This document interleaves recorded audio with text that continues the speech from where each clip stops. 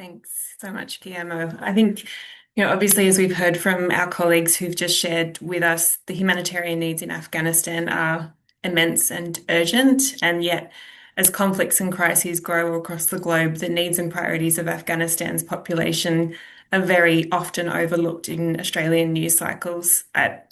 But for us at ChildFund Australia, we have always had a really strong focus on forgotten and protracted crises and see part of our role as bringing vital resources and attention to the needs of children and young people living in these really complex and long-term crises.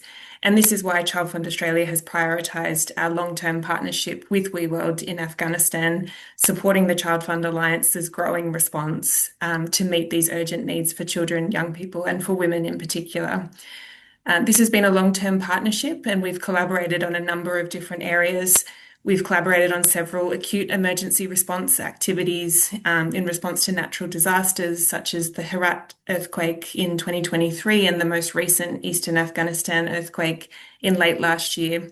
We've also, and I think to Camille's point, have really been looking at how we can continue to invest in that resilience building, ongoing relief livelihoods programming that WeWorld is delivering, and doing so by leveraging our ChildFund Alliance pooled funding mechanisms that really allow the WeWorld team and their partners on the ground to identify and channel resources into where needs are greatest for children and for communities.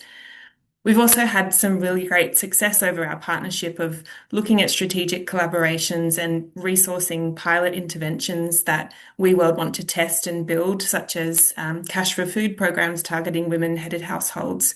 And these pilot interventions have then enabled WeWorld to demonstrate proof of concept and impact, which they've then been able to leverage significant government funding to grow these activities at scale.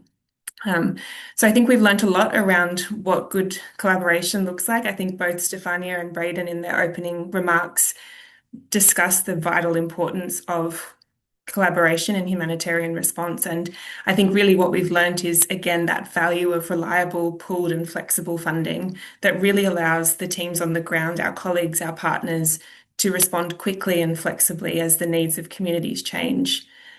We have also seen the importance of really strong and adaptable accountability systems that allow teams to operate flexibly and openly, but with accountability and transparently in such complex operating environments.